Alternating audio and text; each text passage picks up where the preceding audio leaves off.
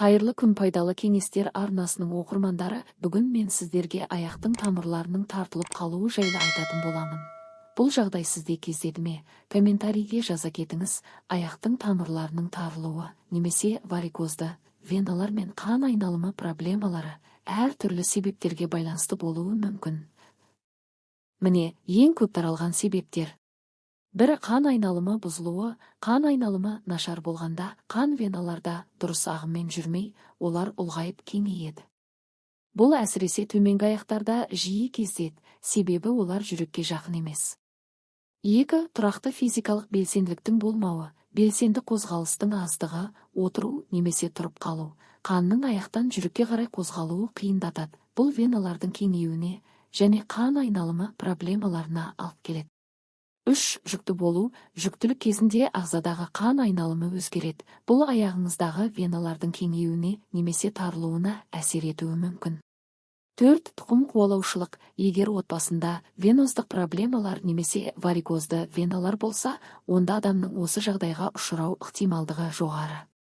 5. Қан ұюы немесе тромбоз. Қан ұюы немесе тамырларда тромбтың пайда болуы аяқтағы веналардың тарылуына немесе бітелуіне себеп болуы мүмкін. 6. Ағзадағы артық салмақ. Артық салмақ жүктемесін көбейтеді және веналарға қосымша қысым түсіреді. Бұл қан айналымын бұзады. 7. Жаңа жарақаттар немесе операциялар. Бұрын болған жарақаттар мен операциялар аяқтағы қан айналымын бұзуы мүмкін. Тамырлардың тартылуының белгілері болып аяқты сезінбеу, ісіну, қышу немесе көкшіл веналар мен тамырлардың пайда болуы.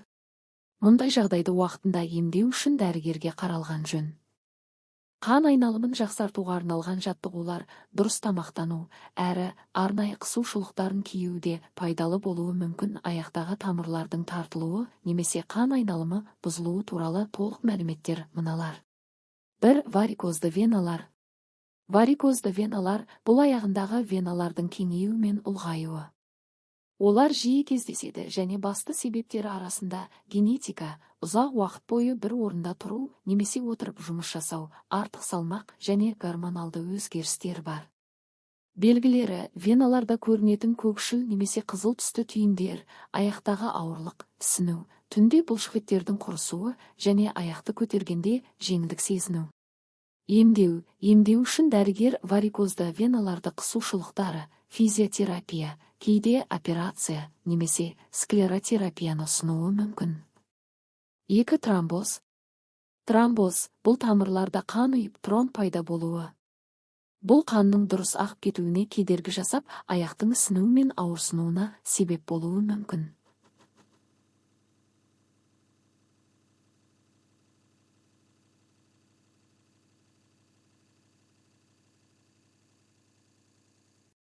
Тромбоз көбінесе терең веналарда кездеседі. Ол терең веналық тромбоз, ТПТ деп аталады.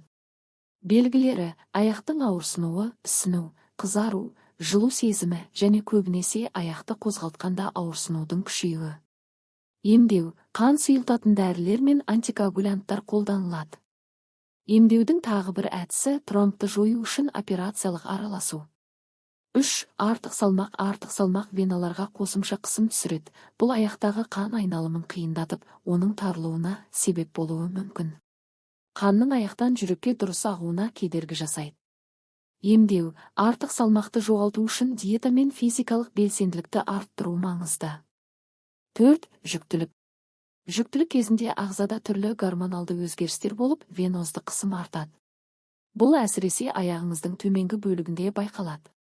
Белгілері: аяқтың ісінуі, ауырсынуы, түнде қышу және кейде варикозды веналардың пайда болуы.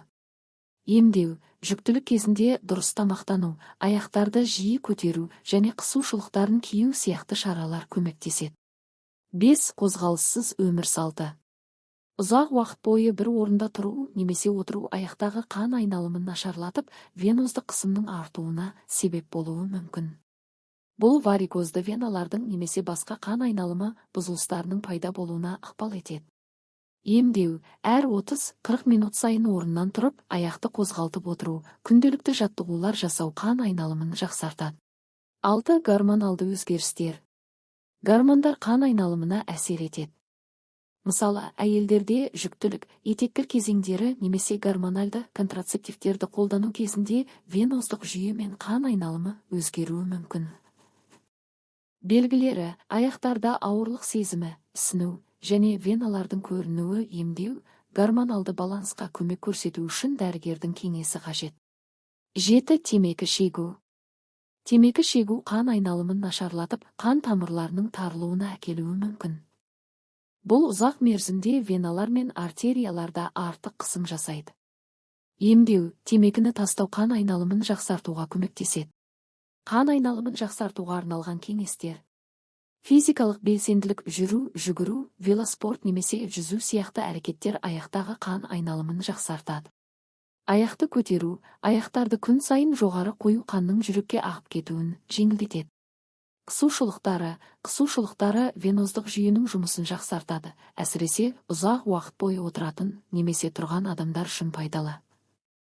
Тамақтану: көбірек көкөністер мен жемістер, омега-3 май қышқылдары бар тағамдар, мысалы, балық, қан айналымын қолдайды. Сұйықтық ішу: көп мөлшерде су ішіп, ағзаның гидратациясын сақтаңыз. Егер аяқтың тамырларында ауырсыну немесе басқа белгілер пайда болса, дәрігерге қаралған дұрыс. Видео пайдалы болса, арнаға жазылып достарыңызбен бөлісе отырыңыз, олар да біліп жүрсін. Назарларыңызға рахмет.